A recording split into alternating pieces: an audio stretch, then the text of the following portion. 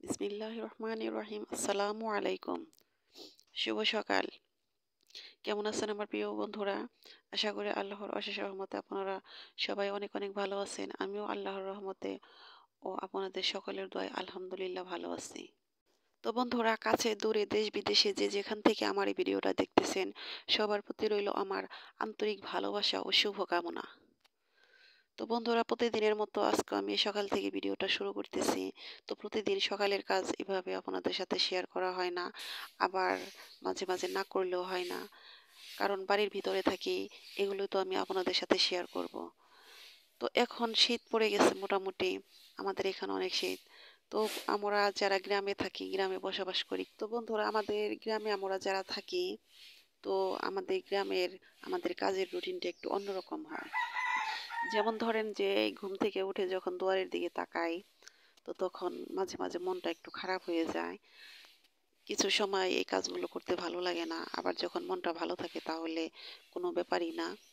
মন দিয়ে সবকিছু, আমার মনে হয় যে মনটা ভালো থাকলে তার সাথে সাথে সবকিছুরই ভালো থাকে, ভালো লাগা কাজ করে। আর মনটা যদি একটু খারাপ থাকে তাহলে হয়তো সবকিছু কেমন যেন এলোমেলো লাগে, কোনো কিছু করতে তেমন একটা মন সাড়া দেয় না, ভালো লাগে না। তো বন্ধুরা, তারপরও কিছুই করার থাকে না, ইচ্ছা অনিচ্ছাতে এই কাজগুলো করতে হয়। কারণ দেখা যায় যে মনটা একটু খারাপ হয়ে থাকলেও যদি কাজগুলো ওইভাবেই ফেলে রাখি বা না করি, তাহলে মনটা আরো বেশি খারাপ হয়ে যায়। তো সকালবেলা ঘুম থেকে উঠবো, ঘর ঝাড়ু, দুয়ার ঝাড়ু, চুলার ছাই ফালানো, থালাবাটি মাজা, পানি ওঠানো, সকালে রান্নাঘরে যাওয়া, এই কাজগুলো আমাদের প্রতিনিয়তই করতে হয়। তো বন্ধুরা, বরাবরের মতো আজকে আমি সকাল থেকে এই ভিডিওটা শুরু করেছি। তো সকালে সব কাজগুলো সারা হয়েছে আমার। এখন দেখেন আমার এই গাছের ফুলগুলো মাশাআল্লাহ ফুটে গেছে, খুব ভালো লাগতেছে। তো এই ফুলগুলো আসার অপেক্ষায় থাকি, যখন ফুলগুলো ফুটে খুব ভালো লাগে। কিন্তু যদি আবহাওয়া খারাপ থাকে, তারপর যদি বৃষ্টি হয়, মেঘলা মেঘলা ভাব হয়, এই ফুলগুলো নষ্ট হয়ে যায়। তো কিছুদিন ধরে আবহাওয়া অনেক ভালো, যদিও শীত পড়ে গেছে, তারপরে কোনো শৈত্যপ্রবাহ হয়নি। শৈত্যপ্রবাহ হলে এই ফুলগুলো নষ্ট হয়ে যাবে। তো অনেক টাটকা রোদ ওঠে, সে কারণে ফুলগুলো মাশাআল্লাহ অনেক সুন্দর। আমি ভিডিওতে এগুলো শেয়ার করি, আমার ভালো লাগে। সকালবেলা সমস্ত কাজ করার পর যখন আমি ফুলগুলোর দিকে তাকাই, আমার মনটা অন্যরকম হয়ে যায়, খুব ভালো লাগে।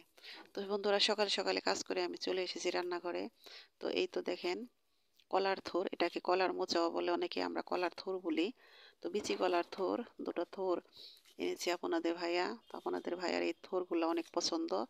সে যদি গাছে থাকে গাছের থেকে পেড়ে আনবার, যদি না থাকে, যদি হাট বাজারে কিনতে পায়, তারপরও এই সবজিতে সে আনবে, তার অনেক পছন্দের একটা খাবার।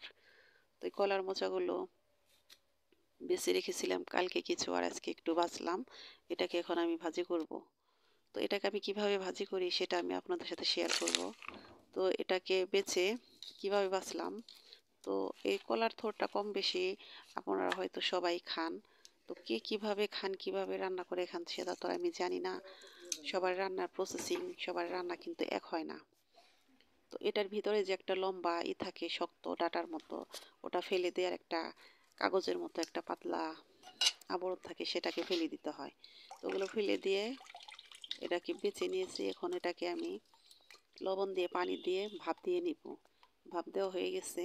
এটাকে এখন আমি চালাই ঢেলে পানিটা ঝরিয়ে, তারপরে একটু পানি দিয়ে ছিটিয়ে, একটু ধুয়ে, হালকা ধুয়ে, তারপরে এটাকে চিপে এই শিলপাটাতে এটাকে থেতে নিব। তো অনেকে আছে এটাকে বাটে, শিলপাটাতে নিয়ে বাটে। আবার এটার করে কি, ওই কোটার সময় দেখা যায় যে একবারে ঝুরি ঝুরি করে কাটে, তারপরে ধুয়ে শুধু ভাপ দিয়ে পানি ফেলে দিয়ে এটাকে বাগার দিয়ে রান্না করে। তো আমি এটাকে আবার একটু শিলপাটাতে ছেঁচে নিতেছি, তারপরে এটাকে বাগার দিব। তো আমার ছেঁচা হয়ে গেছে। এখন আমি এটার সাথে ব্যবহার করব কাঁচামরিচ, পেঁয়াজ কুচি, আর হলো রসুন কুচি, সাথে দিব তেজপাতা, আর হলো শুকনা মরিচ, আর কিছু জিরা দিব।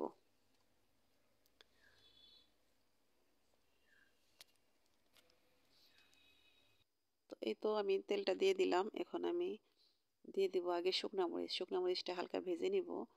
তো শুকনা মরিচটা পরে দিলে এই মরিচটা ভাজা হয় না, সে কারণে কোনো তরকারিতে যে বাগারে শুকনা মরিচ দিলে শুকনা মরিচটা আমি আগে দিই। তো শুকনা মরিচটা প্রায় ভাজা হয়ে গেছে, এর মধ্যে আমি একটু রসুন কুচি দিয়ে দিলাম। রসুন কুচিটা ব্রাউন কালার হয়ে গেলে তারপরে আমি এর সাথে দিয়ে দিব হলো জিরা। জিরা দিয়ে দিলাম, তেজপাতা দিয়ে দিলাম। এখন কাঁচামরিচ, পেঁয়াজ সাথে কিছু লবণ আর হলো একটু হলুদের গুঁড়া দিয়ে এটাকে ভালো করে একটু ভাজবো।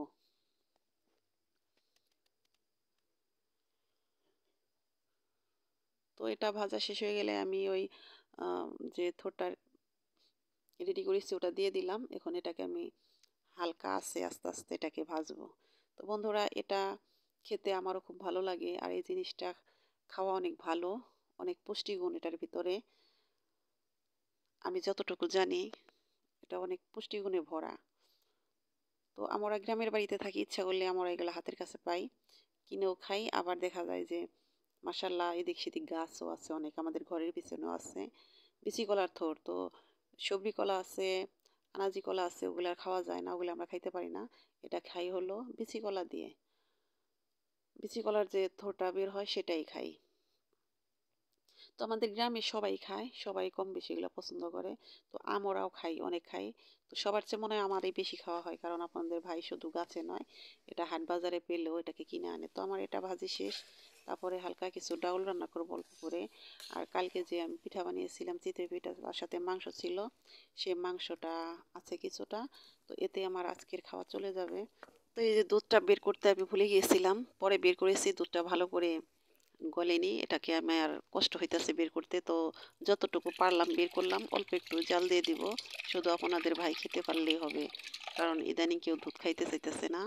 পিঠা বানাইছিলাম, পিঠা খেয়ে সবার একটু পেটে একটু সমস্যা, তো আপনাদের ভাই খাবে, সে কারণে আর বেশি চাপাচাপি করলাম না। তো এই করলাম। এই যে আমার দুধের পাতিলটা দেখতেছেন, এই পাতিলের বয়স কিন্তু 2 বছর হয়ে গেছে, মাসাল্লাহ টিকে গেছে। এটাই দুধ জাল দিলে অনেক খাইতে অনেক মজা লাগে আর কি। তো দুপুরের খাবার পর তারপরে চলে এসেছি আপনাদের ভাইয়ের সাথে একটু বাহিরে। তো আপনাদের ভাই আমাকে নিয়ে এসেছে যে চলো যাই একটু হাঁটাহাঁটি করে আসি। তো কোথায় হাঁটবো, রাস্তা দিয়ে তো হাঁটা যায় না, অনেক গাড়ি, তারপরে অনেক মানুষের ভিড়। তো এসেছি এই খোলামেলা একটা পরিবেশ, তো নিরিবিলি পরিবেশ, আমার এই পরিবেশটা অনেক ভালো লাগে, এটা আপনাদের ভাইও জানে, সে কারণে এখানে নিয়ে আসছে। তো আসলাম এদিকে, তো খুব ভালো লাগতেছে, বলতেছিল তাহলে চলো যাই অন্য কোথাও ঘুরে আসি। আমি বললাম যে না, অন্য কোথাও না, এদিকেই যাই। তো আসলাম, তো এক জায়গায় যাব একটা ভিটাতে, তো ভিটায় যাইতে পারলাম না, একদিকে কাদা। তো অন্য দিক দিয়ে ঘুরে ঘুরে যাব, সেদিক দিয়েও কাদা। তো তো ওদিক দিয়ে ঘুরে আবার আসছিলাম, তো হঠাৎ করে চোখে পড়ে গেল একটা জঙ্গল, এমন জঙ্গল যে এই চকের মাঝখানে এরকম জঙ্গল হলো কিভাবে, চকের মধ্যে তো এভাবে জঙ্গল থাকার কথা না। তো এটার সাইডে আবার আছে বিশাল একটা পুকুর। তো এটার পাশে আছে একটা জংলা গাছ, এই যে দেখতে পাইতেছি। তো এই গাছটা দেখে আমি চমকে উঠলাম, কারণ আমার শ্বশুর বাড়ির এলাকায় এই গাছ আমি প্রথম দেখলাম। তো এই গাছটা আমি ছোটবেলায় সে আমার বাবার বাড়িতে সাভারে জঙ্গল, গভীর জঙ্গলের ভিতরে আমি এই গাছগুলো দেখেছি, সে ছোটবেলা থেকেই চিনি। তো দেখে আমি আমার হাজবেন্ড মানে আপনাদের ভাইকে বললাম এই গাছ এখানে কিভাবে সম্ভব, এই গাছ এখানে হলো। কয় হতেও পারে, এটা তো জঙ্গলের মতো হয়ে গেছে। তো গাছের এই যে ফুলগুলো অনেক সুন্দর, তো সবগুলো ফুল ঝরে গেছে, পাপড়ি এই একটা ফুল আছে। তো দেখে আমি খুব ভালো লাগলো, ছোটবেলা অনেক মিস করলাম। তো গাছটা ধরে দাঁড়িয়ে আছি। তো আপনাদের ভাইয়া বলতেছে তুমি কি গাছ ধরে দাঁড়িয়ে থাকবা, আসো একটু বসি। তো দুজন মিলে একটু বসলাম, একটু গল্প করলাম, খুব ভালো লাগলো। তো তো বন্ধুরা, মন ভালো রাখতে সবসময় টাকার প্রয়োজন হয় না, টাকা খরচ করতে হয় না। টাকা খরচ ছাড়াও কিন্তু মনটা ভালো রাখা যায়, এই তো তার একটা প্রমাণ। আমরা যে বাড়ি থেকে বেরিয়েছি একটা পয়সাও কিন্তু খরচ হয়নি, কিন্তু কিন্তু মনটা অনেক ভালো হয়ে গেছে। তো বন্ধুরা, যাই দিন ভালো আসে দিন খারাপ, এই তো আজকের একটা দিন, যেটুকু সময় কাটালাম একটু অন্যরকম ভাবে কাটালাম, একটু ভালো লাগলো। তো বন্ধুরা, জানি না আগামী দিন কিভাবে কাটবে। তো আপনারা সবাই আমার জন্য দোয়া করবেন, আমিও আপনাদের সবার জন্য দোয়া করি। আপনারা সবাই যেন ভালো থাকেন, সুস্থ থাকেন, আল্লাহ পাক আপনাদের সবাইকে ভালো রাখুন, তার সাথে সাথে আল্লাহ পাক যেন আমাকে ভালো রাখেন। তো বন্ধুরা, ভিডিওটা দেখতে দেখতে যারা এখনো লাইক দিতে ভুলে গেছেন, প্লিজ লাইকটা দিয়ে দেন। আর যে বন্ধুরা এই কাজটি করে দিয়েছেন তাদেরকে জানাই অসংখ্য ধন্যবাদ। আল্লাহ হাফেজ, আসসালামু আলাইকুম।